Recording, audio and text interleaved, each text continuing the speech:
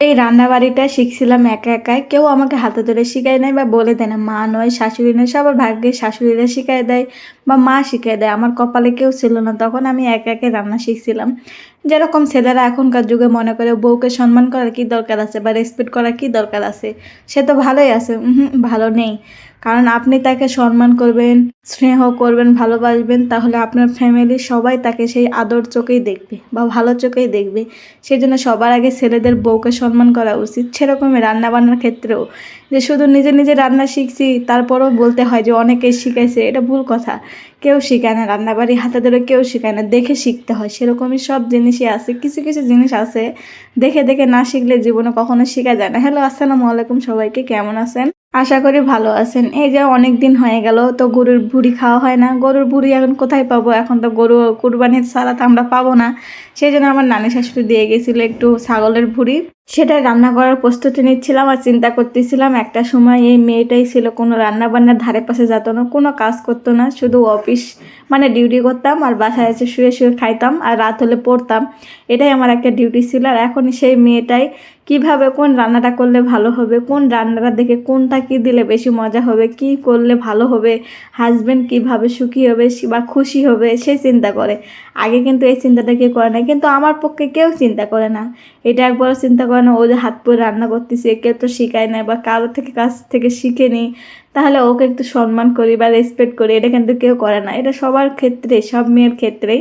তো এই যে আমি একটু ভুড়ি রান্না করতেছিলাম, তার মধ্যে আলু দিছিলাম। আমার আবার আলু দিলে ভালো লাগে বেশি, আমার হাজবেন্ডের আবার বেগুন দিলে ভালো লাগে বেশি। তো সেই জন্য একদিন বেগুন দিয়ে রান্না করছিলাম আর একদিন আজকে আমি রান্না করলাম আলু দিয়ে। মানে দুজনের পছন্দের জিনিসই একদিন একদিন রান্না করি, এটাই কিন্তু বেস্ট। সবার পছন্দ অপছন্দ কিন্তু ভাবতে হয়, নিজের খালি পছন্দ ভাবলে হয় না। তো যাই হোক, ওটা ওদিকে তুলে দিয়ে এদিকে আমি ছোটো মাছ রান্না করবো, সেই জন্য ছোটো মাছের সব মানে প্রস্তুতি নিচ্ছিলাম। এই ছোটো মাছের কিন্তু নামটা আমি জানি না, এটা আমার নানি শাশুড়ি কী যেন একটা নাম বলে। এটা আমার খালা শাশুড়ি তার মাছে খাওয়ার জন্য আনে, তার মধ্যে থেকে মাছগুলি বেছে বেছে আমি রাখি, রেখে আমি রান্না করে খাই, আমার ভালো লাগে। এটা কিন্তু ছোটো মাছ, এটার কী যেন নাম, নদীর মাছ, আমি ঠিক বলতে পারবো না। আপনাদের চিনে থাকেন অবশ্যই কিন্তু বলে যাবেন। আর সবসময় ছোটো মাছ হাত দিয়ে মাখায় রান্না করলে বেশি মজা লাগে, সেই জন্য আমি সবসময় ছোটো মাছ হাত দিয়ে মাখায় রান্না করি। অনেকে অনেকভাবে রান্না করে, যেরকম আমার খালা শাশুড়ি মাছ ভাজে নিয়ে তারপরে রান্না করে, আমি ওটা বা পছন্দ করি না, আমার ভালো লাগে না।